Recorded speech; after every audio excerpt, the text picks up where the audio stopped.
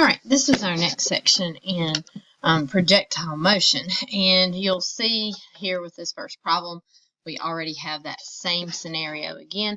The equation h of t equals h sub 0 plus v sub 0 t minus 16t squared gives the height in feet of an object that is thrown into the air. In this equation, h sub 0 is your initial height and v sub 0 is your initial upward velocity. So we're going to set these problems up the same as we have been setting them up in the first part of this projectile motion unit that we were looking at. But for these, we're going to be asked for different information. So our question says, if a pumpkin is launched into the air from a height of 10 feet with an initial upward velocity of 32 feet per second, how many seconds does it take for the pumpkin to hit the ground? So in this case, our equation that we're going to have is going to be h of t is going to equal our initial height is 10, so we'll put a 10 here for our h sub 0. And then our initial upward velocity is 32, so we're going to have plus 32t. And then we always put that minus 16t squared on the end for our gravity. So this is our equation that gives us the height of the pumpkin at any time. So we're going to type it into Desmos. All right, and so I can see this over here. I'm going to scroll down just a little bit so I can see the whole graph. Now, what we were looking at before is we were looking at this top point. So the maximum height of this pumpkin is 26. But that's not what we're asked for in this problem.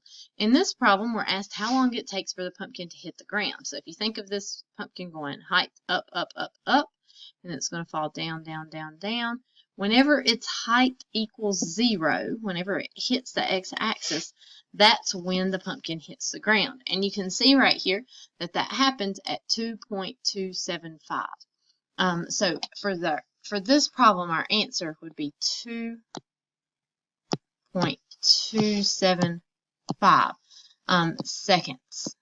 And remember that when we're dealing with this, our t is our x-coordinate and our height is our y-coordinate.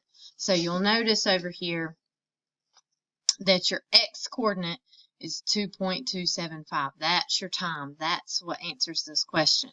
The 0 is the height of the pumpkin at that time, so that means it has hit the ground. Okay, so let's look at a couple more problems. We've got that same setup here, so that's just that same information up here at the top. The question says a pebble is dropped off a bridge that is 120 feet tall.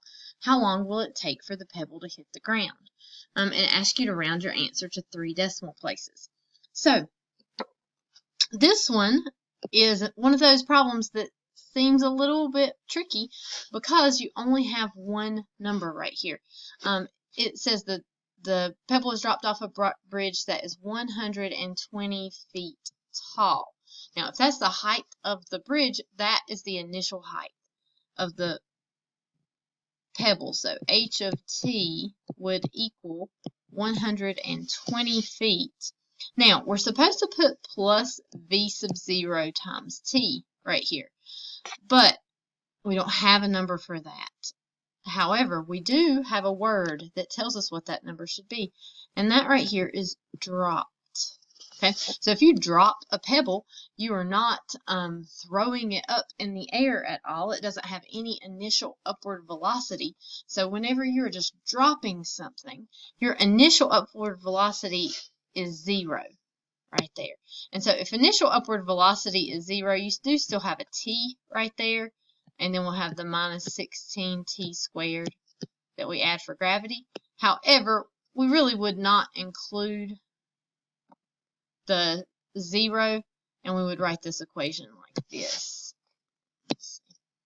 H of t, equals 120 minus 16t squared.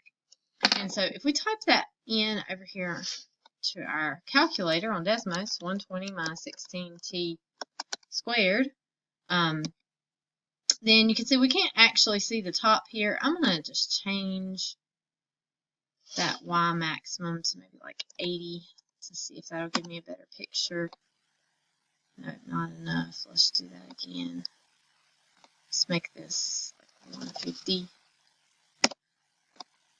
And so I can see the top, although really I don't have to do that because I don't really care about what the maximum height is. In this particular case, maximum height is 120 because you're just dropping the pebble off the bridge. But if I look down here, I can tell when the pebble is going to hit the ground. And it is at 2.739 seconds. So 2.739 seconds would be my answer for this problem. All right, let's continue on.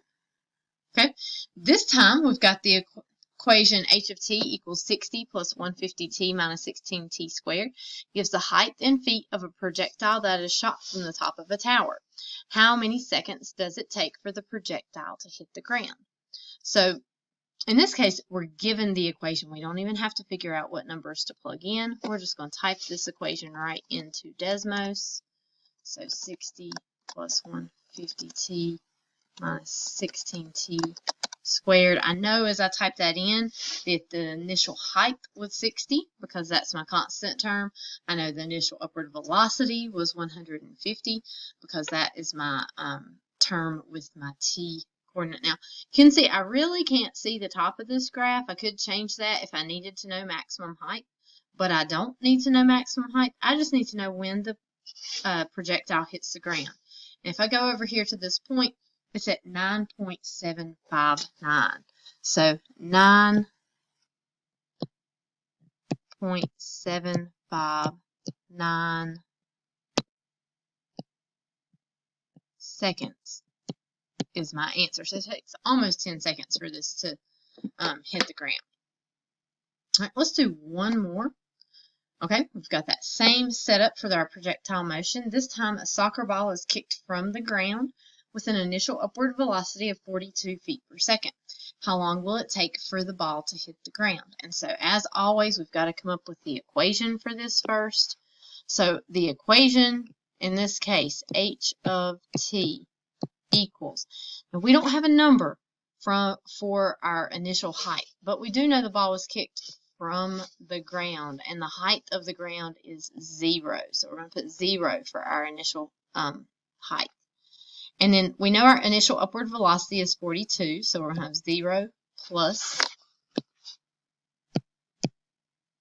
42,